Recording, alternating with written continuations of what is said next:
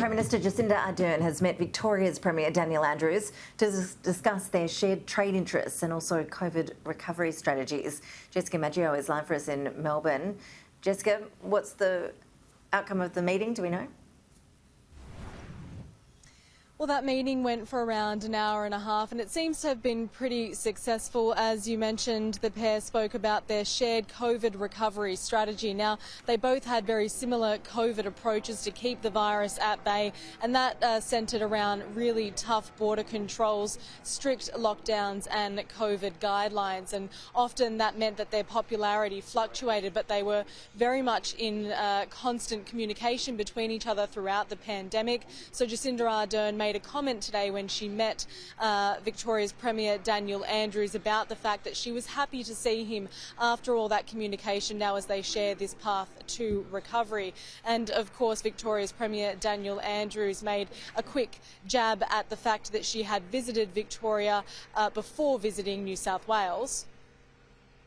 New Zealand is Victoria's fifth largest trading partner, so it's all about goods and services, partnership, investment, exports, all of those things. But we've also got a very significant number of New Zealanders who call Melbourne and Victoria home, so it makes sense at the end of an important international trip that she would stop by. I think she's going to Sydney as well. She's come to Melbourne first, which is as it should be, and I look forward to seeing her.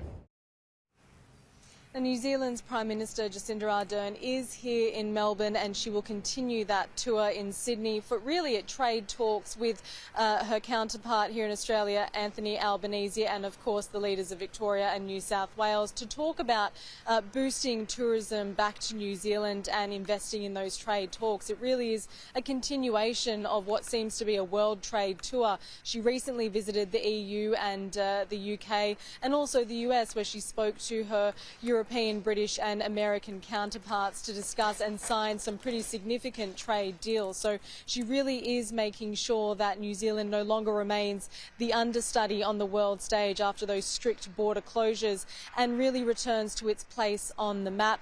But again, she's reiterating the fact that this COVID recovery should lead and boost those tourism goals. Most of my reflections primarily centre around the very shared experience that the world is having in our COVID recovery. For as difficult as this period feels, I can tell you we are not alone in feeling it.